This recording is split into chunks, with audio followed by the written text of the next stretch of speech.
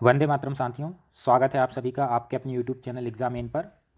मेरा नाम है सुरेश मालविया और आप लोगों के बहुत सारे क्वेश्चंस आ रहे थे यूट्यूब और टेलीग्राम पर कि सर डॉक्यूमेंट वेरिफिकेशन से रिलेटेड कोई वीडियो बनाइए, क्या क्या डॉक्यूमेंट्स लगने वाले हैं एमपी पुलिस कांस्टेबल के फिजिकल में, और अगर हमारे डॉक्यूमेंट्स में कुछ मिस्टेक्स हैं तो उनको हम कैसे दूर करें। तो बच्चे बहुत परेशान हैं और सही भी है कि अभी डॉक्यूमेंट्स तैयार होकर रखा जाएंगे तो बाद में दिक्कत नहीं होगी उस दिन, ठीक है ना। तो पहले से ही तैयारी करना बहुत ज़रूरी है, लास्ट के लिए नहीं रहना चाहिए। तो वीडियो में लास्ट तक बनी रहिए, मैं आपको हर एक क्वेश्चन का आंसर क्लियर कर दूंगा। बाकी अगर कोई बचेगा भी तो आप कमेंट में डाल देना।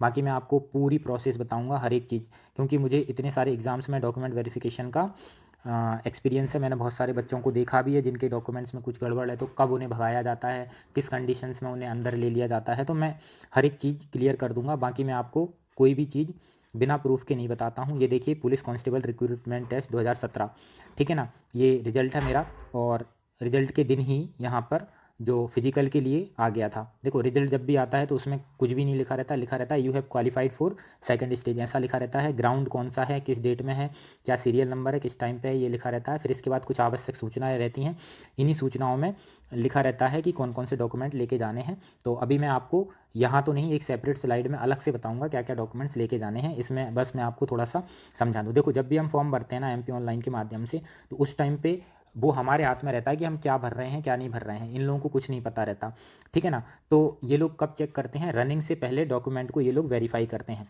जो लोग डॉक्यूमेंट वेरीफाई में पास होता है उसी को फिजिकल कराया जाता है, उसी को रनिंग में पार्टिसिपेट करवाते हैं ये लोग, और फिर रनिंग के बाद उसको लंबी कूद और गोला फेंक में पात्रता होती है। तो ये लोग सिंपली यहाँ पे लिख के देते हैं कि आपको एक आईडी कार्ड चाहिए रहता है, ठीक है ना। ये जो रिजल्ट, ये जो मैं आपको ये शो कर रहा हूँ ना, इसकी 2 कॉपी लगेंगी। फिर इसके बाद आपको अपने जो भी मूल प्रमाण पत्र हैं, जो भी आपके एजुकेशनल सर्टिफिकेट, कास्ट का, रिजर्वेशन के जो भी सर्टिफिकेट हैं, डोमिसाइल वगैरह, वो सब लगेंगे, ठीक है ना। ये सब इन्होंने ऐसे ही लिख देते हैं और ठीक है, ये सब आपको ले जाने होते हैं। मैं आपको सेपरेट स्लाइड में ये सभी कुछ बताऊंगा। कुछ बच्चों के क्वेश्चंस आ रहे हैं, देखो मैंने यहाँ पे लगा के रखे हैं, ये मैं बाद में इनके आंसर करूँगा। इन बच्चों ने, बहुत सारे बच्चों ने मुझसे क्वेश्चन पूछे हैं, सभी के तो मैं आंसर यहाँ पे नहीं दे पाऊँगा। ज़्यादातर बच्चों के रोजगार पंजीयन और डॉक्यूमेंट से ही रिलेटेड हैं, तो सबके नहीं लगाए मैंने, कुछ बच्चों के यहाँ पे लगा दिए हैं जिनके मुझे लगते हैं कि आंसर देना चाहिए। ये मैं बाद में दूंगा, वीडियो के बाद में। बाकी अभी मैं आपको समझा देता हूँ कि क्या क्या डॉक्यूमेंट्स लगेंगे। तो सबसे पहले तो आपके जो डॉक्यूमेंट्स होने चाहिए वो होने चाहिए 11 फरवरी 2021 से पहले, यानी कि इस तारीख तक या इससे पहले इशू होने चाहिए, क्योंकि ये डेट थी, लास्ट डेट थी। जो एमपी पुलिस का फॉर्म है वो भराने की लास्ट डेट थी, ठीक है, समझ रहे हो आप लोग। अगर देखो, मैं हर एक क्वेश्चन का आंसर दूंगा, बिल्कुल चिंता मत करना। अभी आप लोग डर मत जाना कि ये डेट पे हमने हमारे पास नहीं थे या कुछ भी ऐसा कुछ, ठीक है। आप लोग बस ध्यान से देखते रहिए, मैं हर एक चीज़ क्लियर करूँगा आपको। मुझे पता है आप लोग कहाँ परेशान हो रहे हैं। तो documents required for MP police physical. दोस्तों, मैं डॉक्यूमेंट्स के बारे में बताने से पहले आपको बताना चाहूँगा कि अगर आपको वीडियो अच्छी लग रही हो तो वीडियो को लाइक कर देना, और दोस्तों के साथ शेयर भी करना, और चैनल पर नए हो तो सब्सक्राइब ज़रूर कर लेना, क्योंकि मैं आप लोगों के लिए बहुत मेहनत करता हूँ और बहुत मेहनत के साथ मैं आपको हर एक चीज़ डेटा के साथ, प्रूफ के साथ मैं आपके लिए लेके आता हूँ, ठीक है ना। तो आप यहाँ पे देखेंगे कि सबसे पहले जो आपका डॉक्यूमेंट लगेगा वो लगेगा आपका एडमिट कार्ड। एडमिट कार्ड, जो आप एग्ज़ाम देने गए थे वो एडमिट कार्ड, ठीक है ना। समझ रहे हो बात को। अभी क्वेश्चन आप लोगों के आएंगे कि सर एडमिट कार्ड हमारा खो गया है तो क्या करेंगे, ठीक है, आंसर करूँगा मैं अभी। पहले आप सुन लो, एडमिट कार्ड, रिज़ल्ट, ठीक है ना। रिजल्ट मतलब जो अभी मैंने शुरू में बताया था ना, वो रिजल्ट की 2 कॉपी। फिर government issued ID card, driving licence, Aadhaar, PAN, voter, passport, कुछ भी एक चलेगा, नहीं हो तो कॉलेज की आईडी चलेगी। रोजगार का पंजीयन होना चाहिए आपका। इससे रिलेटेड बहुत ज़्यादा क्वेरीज हैं बच्चों में, इसकी भी मैं सॉल्व करूँगा कैसे क्या करना है। एजुकेशनल सर्टिफिकेट में 8th की मार्कशीट, जो एसटी के कैंडिडेट हैं केवल उनके लिए, बाकी सबके लिए 10, 12th, ठीक है ना। और टेक्निकल सर्टिफिकेट, टेक्निकल सर्टिफिकेट समझ रहे हो, जो लोग अप्लाई किए हैं ना, जो रेडियो वाली पोस्ट है ना, उनके लिए टेक्निकल सर्टिफिकेट लगेगा। आईटीआई का, डिप्लोमा का, इंजीनियरिंग का, जो भी है आपके पास, और अदर एजुकेशनल, अगर ग्रेजुएशन वगैरह की है और आपने भरा हुआ है वहाँ पे डेटा, तो वो सब लगेंगे आपके। फिर आपके लगेंगे रिजर्वेशंस के डॉक्यूमेंट। रिजर्वेशंस के डॉक्यूमेंट मतलब कास्ट सर्टिफिकेट, डोमिसाइल, ये लगने वाला है। फ़ोटोज़ लगेंगे, एप्लीकेशन जो आपने फॉर्म फिल किया था ना, वो एप्लीकेशन लगेगी।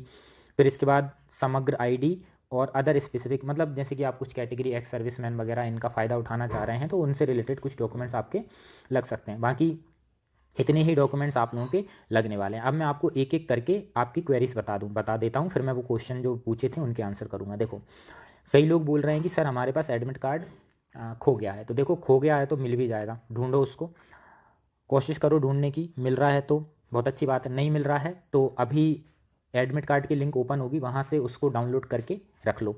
ठीक है, कुछ नहीं से कुछ भला, कोई दिक्कत नहीं होगी आपको, आप बस रख लो। ठीक है, एडमिट कार्ड वहाँ से डाउनलोड कर लो अगर नहीं मिल रहा है तो।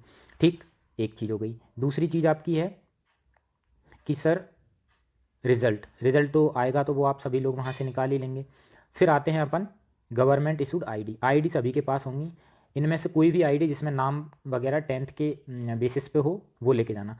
मैं आप लोगों को प्रेफर करूँगा कि आधार कार्ड ज़रूर लेके जाना, आधार कार्ड तो लेके ही जाना। और आधार कार्ड में किसी का नाम मिस्टेक है, देखो आधार में कोई दिक्कत नहीं है, आधार में नाम मिस्टेक है तो अभी 6-7 दिन में हफ्ते भर में सुधर जाता है पूरा आधार कार्ड। तो आधार कार्ड में आप 10th की मार्कशीट के अकॉर्डिंग करेक्शन करवा लीजिए, अभी करवा लीजिए, कोई दिक्कत नहीं होगी, है ना। आधार तो कभी भी करवा सकते हैं अपन इसको करेक्ट। ठीक है, तो आधार में आप अपना नाम सही करवा लीजिए अकॉर्डिंग टू 10th मार्कशीट। ठीक है, फिर इसके बाद जो अगला मेजर जो सबसे बड़ी समस्या है अदर स्टेट वालों के लिए, एमपी वालों के लिए, वो है रोजगार पंजीयन। देखो इसको ऐसा हुआ बना के रखा है ना लोगों ने कि रोजगार पंजीयन नहीं होगा तो हमें रनिंग नहीं करने देंगे। नहीं भाई, ऐसा कुछ नहीं है। देखो जब भी आपने रोजगार पंजीयन का रजिस्ट्रेशन करवाया था, कुछ लोग बोल रहे हैं कि सर हमारा एक्सपायर हो गया। देखो एक्सपायर आपका अगर हो गया है तो कोई दिक्कत नहीं है, आपके पास एक कॉपी होगी, जिस जो भी नंबर आपने डाला है उसकी एक कॉपी तो होगी ना, उसका एक कॉपी अगर आपके पास है तो वो कॉपी आप लोग रखिए साथ में कि सर हमारे पास ये कॉपी थी, हमने जब फॉर्म भरा था तब हमारा एक्सपायर नहीं हुआ था पर अब एक्सपायर हो गया है और रिन्यू हो नहीं पाया था कोरोना के टाइम पे। ठीक है, अगर कॉपी भी नहीं है तो आप लोग क्या करेंगे, आप लोग अपने रोजगार कार्यालय में जाएंगे, रोजगार कार्यालय में जाके वहाँ पे बात करेंगे कि सर ऐसी ऐसी समस्या है, और एक हेल्पलाइन नंबर भी आपको वहाँ की साइट पे मिल जाएगा, उस पर भी बात कर सकते हैं। ठीक है, और रोजगार पंजीयन से रिलेटेड मैं एक और बात बता दूं कि किसी के पास ओल्ड रोजगार है और उसने न्यू करा लिया है ना, तो आप लोग अपने कार्यालय में जाके वहाँ पे उनसे बोल देना कि सर ये समस्या थी, हमारा नंबर चेंज हो गया है, और उनसे एक सील लगवा लेना वहाँ पे रोजगार कार्यालय की, हाँ ये यही बच्चा है जिसका ओल्ड नंबर ये था और इसका रिन्यू नहीं हो पाया था तो हमने ये नया नंबर इसको इशू कर दिया है। तो आप लोग वहाँ से सील लगवा लेना। अगर वो सील भी ना लगाएं तो आप कुछ नहीं करना है, आपको अपना ओल्ड रोजगार पंजीयन का नंबर, नए रोजगार पंजीयन का नंबर दोनों लेके एक एफिडेविट बनवा लेना है कि मेरा नाम ये है, मेरा पुराना रोजगार पंजीयन नंबर ये था, मैं किसी कारणवश रिन्यू नहीं करवा पाया या कुछ जो भी कारण है उनकी वजह से मेरा रिन्यू नहीं हुआ है, मैंने नया पंजीयन ये कराया है और ये सत्य है, ऐसा करके वो खुद बना देंगे। जिस किसी भी वकील के पास जाना आप नोटरी वहाँ से करवा लेना।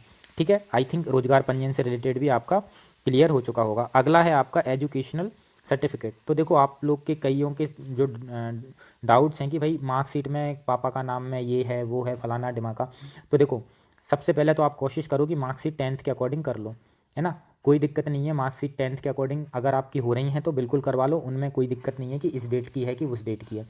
ठीक है, कोई ज़रूरी नहीं है उसमें, 10th की मार्कशीट तो होनी चाहिए बस आपकी। ठीक है ना, 10th की मार्कशीट के अकॉर्डिंग सभी के करेक्शन आप लोग करा लो, और अगर करेक्शन नहीं हो पाते हैं तो इनका भी एक एफिडेविट बन जाएगा, करेक्शन करवा लो आप लोग।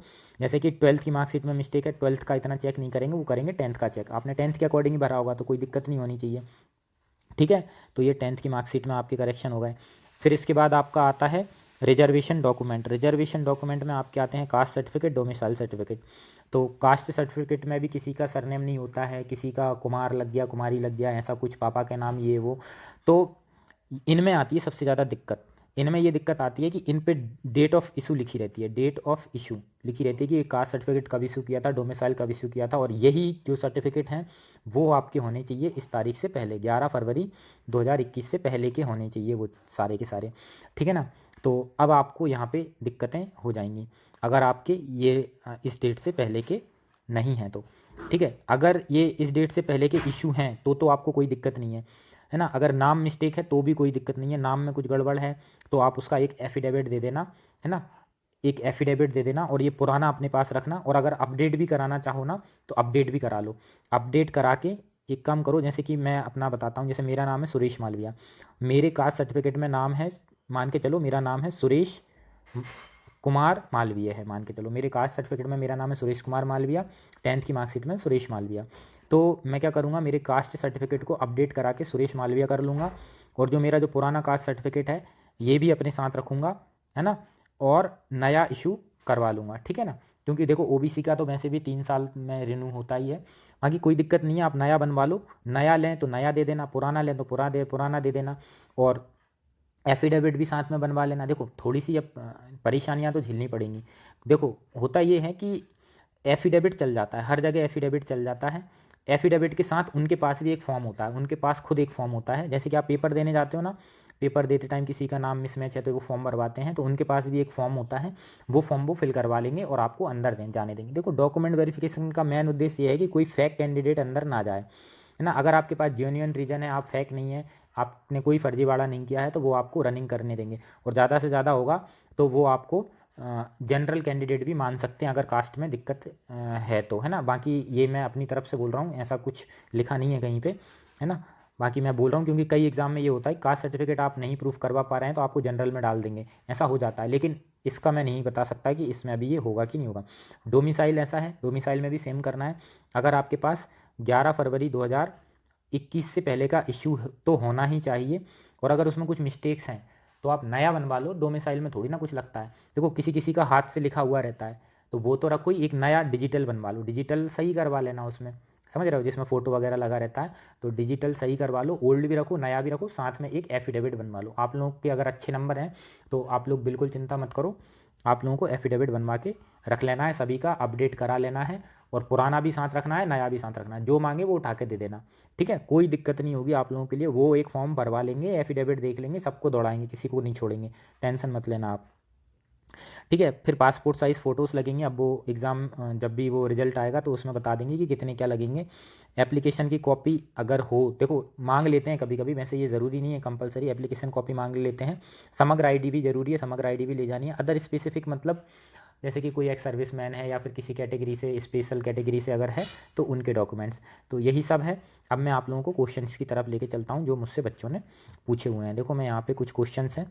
सबसे पहले संजना यादव हैं, इन्होंने कुछ क्वेश्चन पूछा है कि सर 10th की मार्कशीट में और मम्मा के डोमिसाइल में नेम अलग है तो इसको एक्सेप्ट करेंगे, वो अगर इसका करेक्शन करवाएंगे तो डेट अभी की नहीं होगी। देखो 10th की मार्कशीट के अकॉर्डिंग करेक्शन करवा लो, और जो डोमिसाइल अभी है वो तो आपके पास रहने ही दो, एक नया वाला भी ले लो।